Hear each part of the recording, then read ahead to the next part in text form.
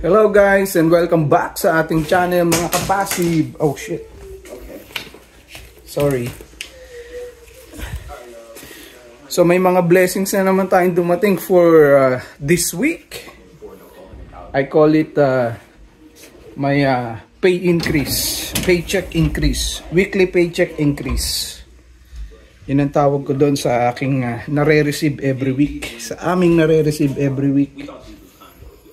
So, yun guys. Mamaya i-reveal ko sa inyo kung magkano ang ating biyayang natanggap ngayong week na to. At hindi siya kalakihan kasi medyo pangit ang stock market these past few weeks like I said. Pero medyo nakaka-recover na. Pero typically medyo medyo mababa siya ngayon, pero okay lang yan. I know babalik yan sa usual na distribution na nare-receive natin, and we keep on reinvesting. Tsaka nagdadagdag din tayo ng ating additional funds on top of the dividend na nare-receive natin. So para mas bilis ang paglago ng ating income generating asset. So yun guys, Friday, kakatapos lang ng trabaho, medyo busy tayo doon, pero ayos lang. Mahal natin ang trabaho natin, na-appreciate natin ang ating employer dahil kung wala yan, wala akong pang-invest because I use my 9 to 5 job, my income from my 9 to 5 job to build this passive income portfolio. So, paano ko ba ginagawa siya? Common sense lang. Unang-una, we live below our means. We budget. We save. We invest. That's it. Pero hindi pa rin nawawala yung from time to time, ine-enjoy naman natin yung ating income. Minsan, tatravel tayo. Paminsan-minsan lang yun. Magka-camping. Minsan, bumibili ng mga damit. Yung mga mumurahin lang. Di naman tayo into luxury brands. Kasi nga, practical lang. Mahal ang luxury brand damit lang naman yun. As long as presentable at hindi ka nagbumukhang kawawa, pwede na yun. Hindi na kailangan ng mga branded. Di ba? Kaya, yun na. Yun yung mga namin. Yung mga practical tips. Mag-budget, live below your means. Be consistent and disciplined in saving. And like I said, mag-invest kayo.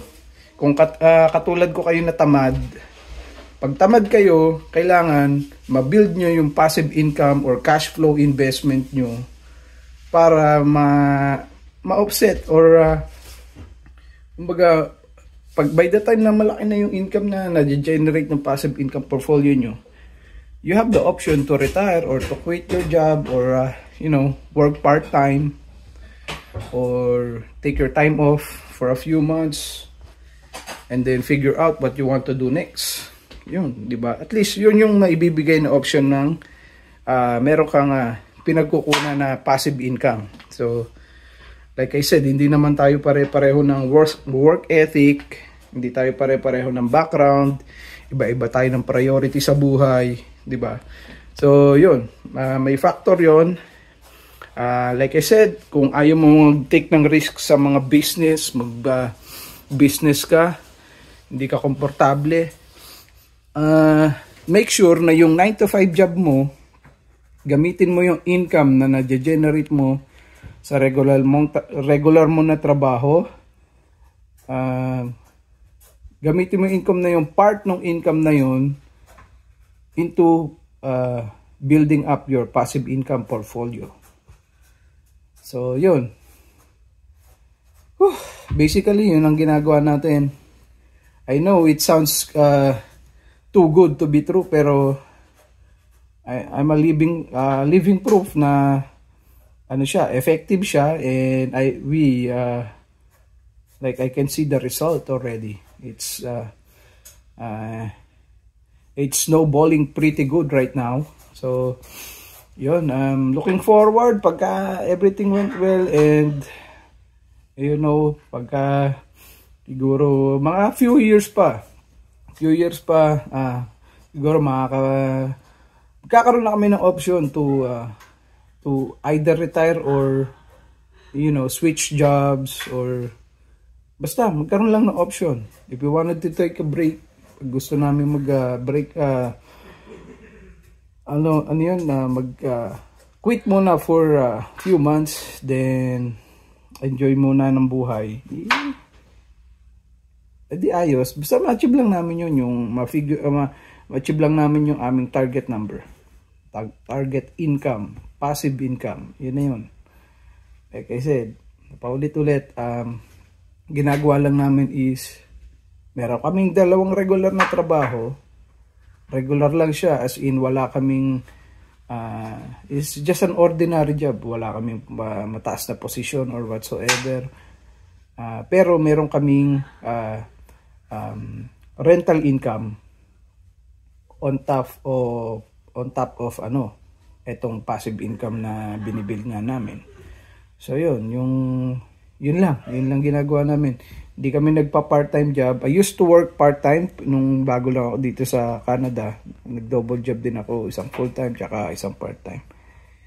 And mahirap kasi nakakapagod siya, and it's hindi lang siya physically draining, may stress ka rin syempre kasi kulang ka sa pahinga. Ayun yung pero marami naman tao na iba nga nagdadalawang full time like I said, hindi ka kasi tayo pare-pareho. Siguro iba yung motivation nila, iba yung motivation ko, iba-iba ka kasi tayo ng priority.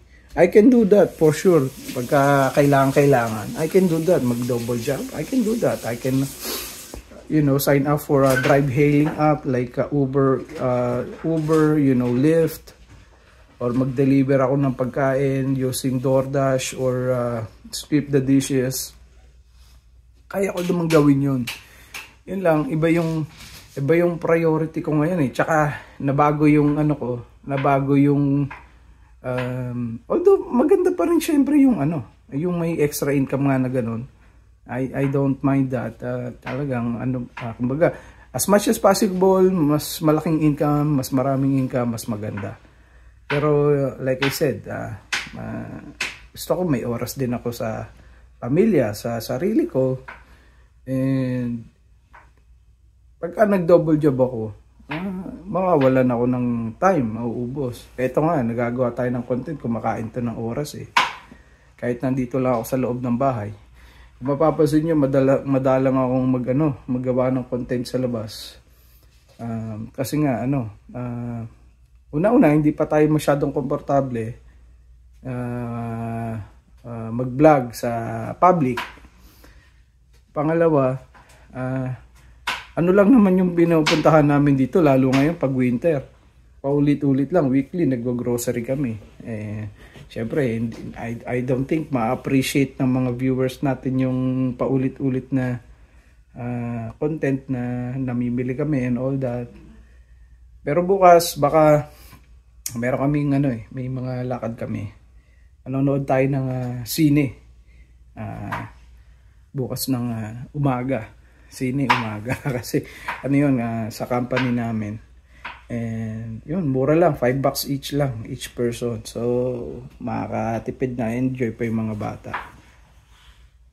Meron din tayong dental appointment para do sa aking prinsesa, si Marion, and tapos sa bangko kasi magko-close kami ng isang account doon.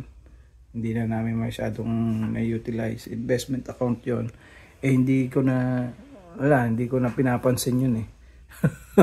Napakaliit lang naman na amount 'yon, para lang ma-settle na, para tapos na, i-close ko na. Yun lang for tomorrow, and yeah, Friday makakapahinga, yes. Tapos ano, maya kape-kape na tayo. And i-reveal ko nga yung ating income for the week, yung ating paycheck, extra paycheck for the week, guys. So yun yung kagandahan nitong passive income investing. It's parang meron kang part-time pero hindi ka nagtatrabaho. Kahit anong ginagawa mo, passive talaga siya. Kaya nga passive income, kahit natutulog ka, whatever, namamasyal, kumikita ka. And yun ang kagandahan. So guys, yun lang. I'm just sharing you guys the journey. We have a long way to go. Mga ilang taon pa to. Sana samahan nyo kami, sama-sama tayo. At pag napag-aralan nyo to, itong strategy na to, hopefully mag-workout para sa inyo and makapag rin kayo. Kung gusto nyo mag-retire or just like me, have the option to retire or magkaroon lang ng backup na cash flowing asset.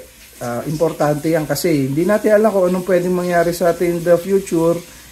Pwedeng mawalan tayo ng trabaho, magkasakit na bedridden and disabled and hindi na tayo makapag-work. So kailangan natin ng financial security, backup plan, 'di ba? This is a backup plan. Pero sa amin, binibuild namin to a point na kaya niya nang masuportahan yung aming living expenses. And yun nga, like I said, kailangan bukod dun sa masupport yung living expenses namin is meron pa tayo, makakapag-build tayo ng income na meron ding sobra na buffer, kung tawagin. Para yung buffer na yon, kung may talagang emergency, may madudukot ka pa bukod dun sa living expenses mo. And ang pinakang purpose talaga ng buffer na yon is yun yung gagamitin mo pang reinvest back into the portfolio na kahit so that kahit na ginagamit mo na yung income na generate tong cash flow, investment asset mo, kahit gagamit mo na yung cash flow na yun, let's say you're making let's say $15,000 Canadian a month, yung 10,000 gagamitin mo for your living expenses. Yung 5,000 na natitira, kailangan i-reinvest mo yan para nag-grow pa rin yung portfolio mo kahit papano habang ginagamit mo na siya, di ba? Yun yung key. Yun yung para kumbaga ma-replenish yung portfolio mo, mag-grow pa rin siya kahit na na-utilize mo na siya. So, yun yung yun yung reason why kailangan talaga may buffer na na amount or cash flow. So, ayun guys, mamaya re-reveal ko na. And thank you sa mga viewers natin, sa mga sumusuporta kahit na maunti tayo. And kung bago ka pa lang dito, I talk about our personal journey into achieving our financial independence and financial freedom. At yun nga, the main goal is to retire early. Yun muna. Long term yun. Or siguro in between long term and short term. Mga siguro kung ma-achieve namin to between 7 to 10 years from now. Or kung mas maaga, mas maganda. Yun. Ma-achieve natin yung financial independence and hopefully makapag-retire na tayo maaga. And magkaroon tayo ng option what to do whatever we want. Gusto ko matulog lang, gusto ko mamasyal, try different experiences. Just be there for my kids. Yun ang pinaka-importante. Yo guys, maraming salamat. Sana makatulong tong content natin na ma-inspire kayo na I know mahirap ang buhay ngayon. mahal ang bilihin, mahirap mag-budget, you know, ang dami nating responsibilities, lalo na kung nandito ka sa Canada, puro bills tayo dito eh. So, talaga minsan mahirap talagang tipid, or I mean makapag-save. Pero like I said, kung kaya nyong mag-adjust, sa budget, you know, if you need to downsize para lang maka-cope up kayo, kasi mahirap talaga pag maraming bills, ang hirap makapag-ipon. Kung mag-save lang kahit na small amount pa yan. It doesn't matter kung the same ng strategy ko yung gawin nyo. Ang importante, mag-save at i-invest nyo yung pera para nag-grow pa rin siya kahit na papano, 'di ba? At least na mabit man lang yung inflation rate, 'di ba? Para yung value ng pera natin hindi na di-diminish.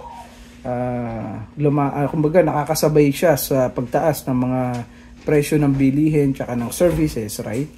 So, yun ang key. Let me know guys kung ano yung mga diskarte nyo. Baka meron kayong mga isa-suggest or something that I'm not aware of, kung paano ginagawa nyo sa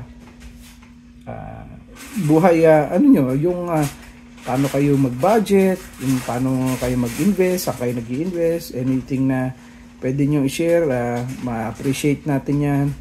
And maraming salamat uli kung bago ka. I hope you subscribe and like this video.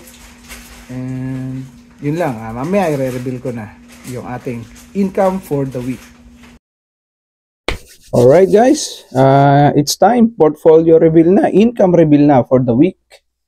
And kanina, sorry medyo kanina may mga pinuntahan na kami, so medyo nag-busy. So ito na, portfolio reveal na tayo mga kapasive, and thank you so much sa suporta nyo kahit konti lang kayo. And I know we will grow. Alam ko na maraming katulad natin na naghahangad na magkaroon ng extra income kahit na natutulog or walang ginagawa. Very minimal effort lang. Konting sakripisyo lang to ang requirement. Kailangan marunong ka lang mag-budget. You know how to live below your means. You have to save and use that savings to invest. So yun guys, and for this week naka-receive tayo ng $394.57 US dollars to guys. So mas mataas yata to compared sa last week natin na na-receive. And although relatively medyo maliit nga to as compared to last month, kasi I think kaya naman malaki yung last month or yung December 2024 natin is because merong mga like extra dividends na pumasok. So yun guys, so breakdown lang natin to mabilis kung magkano each fund ang na-receive natin. So for QDTE guys, we receive $29.49 for this week. Triple QY, we receive $41.09. For YMAG, we receive $21.04. For YMAX, we receive $78.36. And for TSLY, we receive $224.59. So yun guys, yun yung breakdown. And we're hoping na kasi etong medyo naka-recover na ang market, kasi may uncertainty nga hanging around the corner, kasi nga si Trump very unpredictable, and the market is weighing on his economic policies, whether he's gonna really impose those tariffs dito sa Canada and sa Mexico, and we all know it will have a chilling effect hindi lang sa mga bansa na nate-threaten niya, kundi it could, ripple all throughout the world economy right now. Kasi, syempre, magkakaroon ng balance shift yan somewhere. And, yeah, and hindi tayo economist or whatsoever, guys. Ano lang yun, opinion ko lang yun, I might be wrong, but like I said, pagka may uncertainty, usually ang market bumabagsak. So, and tayo bilang long-term investor, worried tayo of course, but we're not really that worried because we are long-term investor and we have like a longer time frame. Siguro yung 4 years ni Trump parang ganun lang yan, mabilis lang yan. And hopefully, although I don't really like the guy, I really don't like, honestly, hindi ko gusto si Trump, but I hope and wish him all the best. Sana maging successful ang kanyang term. And yeah, kumbaga, matulungan niya yung economy ng US. So that way, for sure, pagka maganda yung economy ng US, that means maganda ang takbo ng stock market. So yun guys. And hopefully, bumaba ang inflation and interest rate and all that. Pati yung real estate market, humupa na ang mga presyo kasi overpriced talaga ang mga real estate properties ngayon guys. And we all know that we're feeling the pinch of the inflation and skyrocketing real estate properties. So yun guys, basta ako continuous lang tayo mag-i-invest for the long term until such time ma-build natin yung ating income portfolio generating asset to a point na pwede na kaming or we have the option to retire. So that's the goal guys, and maraming salamat for sticking around, and I hope you guys are doing well. And also, if you guys want to share your journey, your personal journey as well, and if you have any ideas kung ano pa yung mga pwede natin maging racket